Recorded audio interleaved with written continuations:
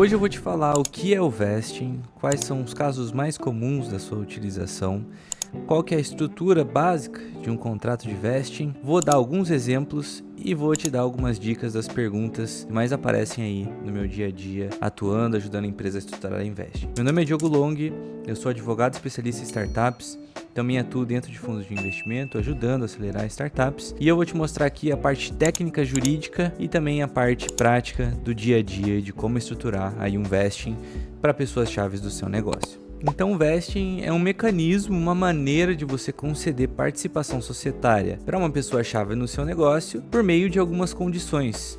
Essas condições podem ser por meio de metas, que você quer que essa pessoa bata, ou por meio do tempo que você quer que ela contribua com você. De qualquer forma, você está fazendo com que essa pessoa só adquira uma participação societária se ela cumprir determinadas condições que você pode estabelecer. Então vamos supor que você tenha um colaborador-chave aí, um desenvolvedor muito bom dentro do seu negócio, da sua startup. Então você pode, por exemplo, estipular que se ele continuar com você pelos próximos 5 anos, cada ano que ele continuar com você, contribuindo, desenvolvendo, estando no dia a dia ali efetivamente, ele vai ganhar 1% de participação até completar 5% de participação no seu negócio. O vesting é uma maneira de você dar uma contribuição a mais para esse tipo de colaborador se você não consegue pagar, por exemplo, um salário muito grande para ele.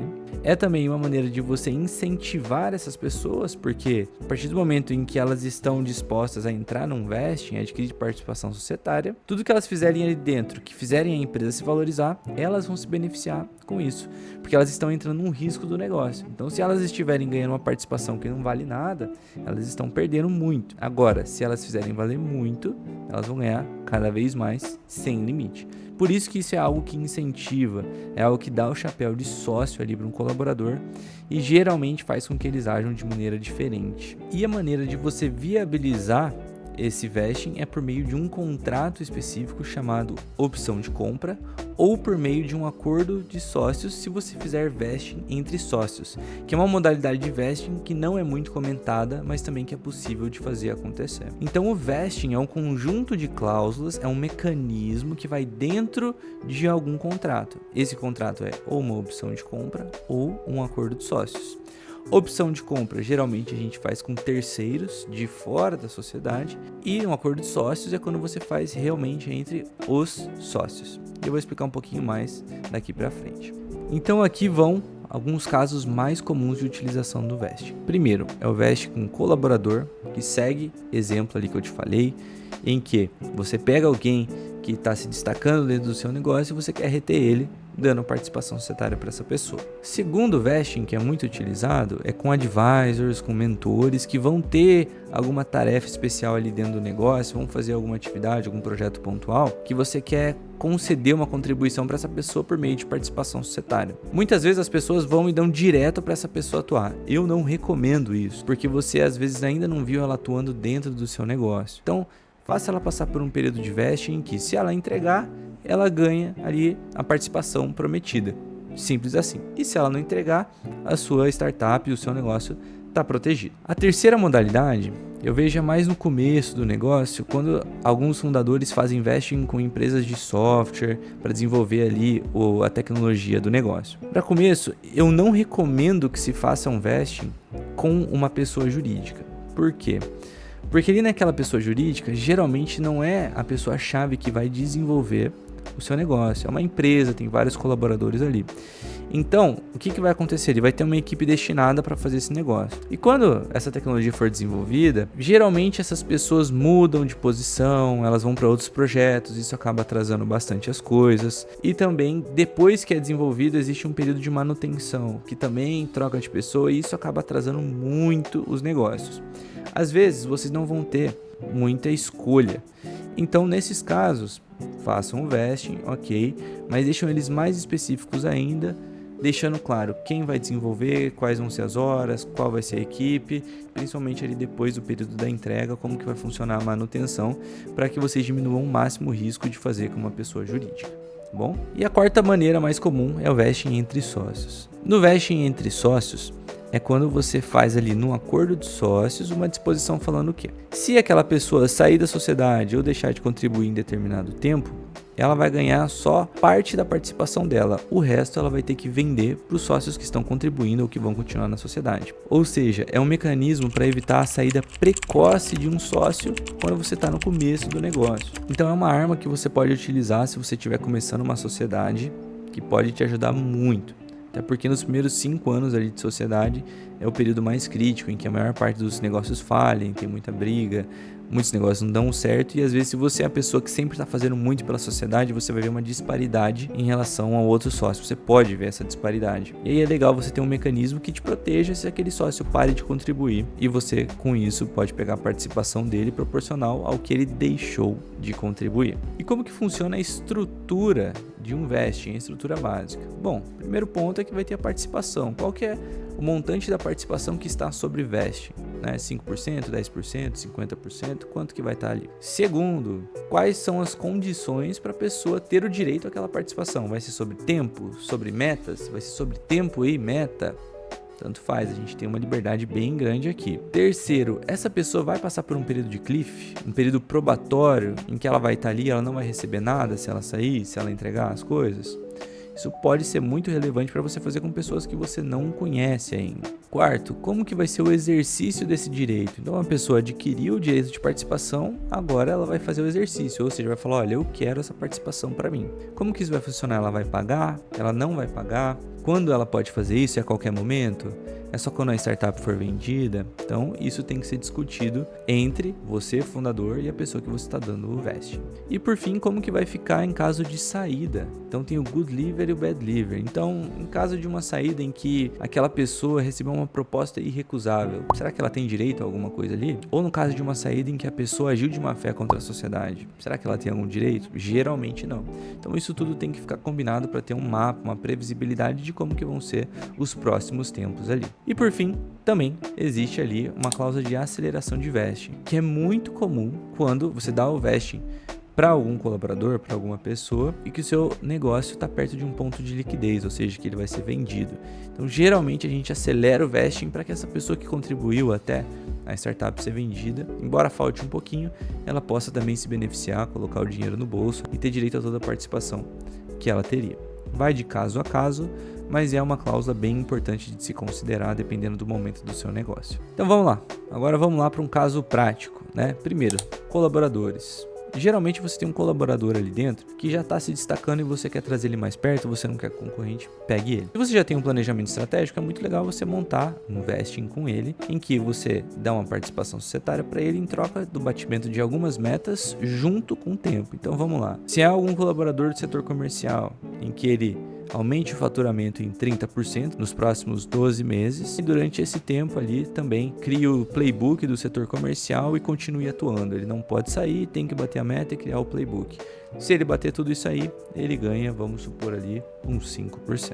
Essa é uma possibilidade. Agora, no caso de um advisor, um mentor, é muito legal colocar essa participação societária relacionada a uma meta de resultado que eles estão falando que eles vão trazer, não necessariamente de tempo. Então a gente pode colocar até uma deadline, mas eles estão mais livres para completar isso. Então, você tem esse projeto que pretende fazer tal resultado. Então, se você fizer esse projeto e bater o resultado, você ganha participação em, vamos supor, 6 meses. É bem legal de fazer isso aí também. E entre sócio, você coloca ali no acordo de sócios que, a partir do momento da constituição do negócio, até nos próximos 5 anos, aquela pessoa não pode sair e não pode deixar de contribuir. A cada ano que ela ficar ali dentro, ela vai ter direito para pegar para ela e fazer o que ela quiser, a dispor de 20% da participação dela. Chegado no final do 5º ano, se ela tiver contribuído, se ela tiver ficado ali efetivamente, ela vai poder vender a participação dela no valor que vale aquela participação. Se ela sair no meio desse tempo, proporcionalmente ela vai ter que vender a um valor irrisório, por exemplo, R$1, a participação em que ela não vestiu para os demais sócios. Então esses são alguns exemplos ali que você pode pensar se você quiser estipular as metas para cada uma dessas hipóteses. E por fim, existem algumas dúvidas muito comuns em relação ao vesting. Vamos lá, primeira dúvida. Quando a gente faz um vesting, a pessoa está dentro do CNPJ? Ela já entra dentro do CNPJ? Depende. Como vocês já devem ter percebido, se você vai fazer vesting entre sócios, então Então sim, essa pessoa está dentro do CNPJ. Agora, se você vai fazer vesting com um terceiro de fora, aí não. Durante o período de vesting, ela está fora da sociedade e depois, se ela exercer essa opção de compra dela, lembrem-se que é um contrato de opção de compra, aí sim ela entra no CNPJ. Ou ela fica de fora se ela não exercer o direito. 2. É uma opção de compra. Então, a pessoa que adquiriu esse direito, o direito de comprar uma participação societária, tem que pagar por esse direito? Idealmente falando, sim, tem que pagar. Só que não é uma prática aqui no Brasil de pagar, até porque é uma contrapartida ali que está sendo feita principalmente em startup early stage. Isso pode ter alguns impactos tributários, tá? Existem alguns riscos trabalhistas em relação a essas hipóteses, então você tem que procurar uma pessoa especialista para identificar o que deve ser feito em cada hipótese. Mas, resumindo, idealmente tem que pagar, mas em algumas hipóteses, na maioria das startups early stage, não é pago esse valor, só que tem que ter cuidado por conta das consequências do caso a caso. 3. E o que acontece se sair no meio do período de vesting?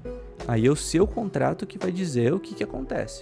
Idealmente, o vesting ele funciona numa lógica seguinte: a pessoa vai adquirir a participação proporcional àquilo que ela entregou.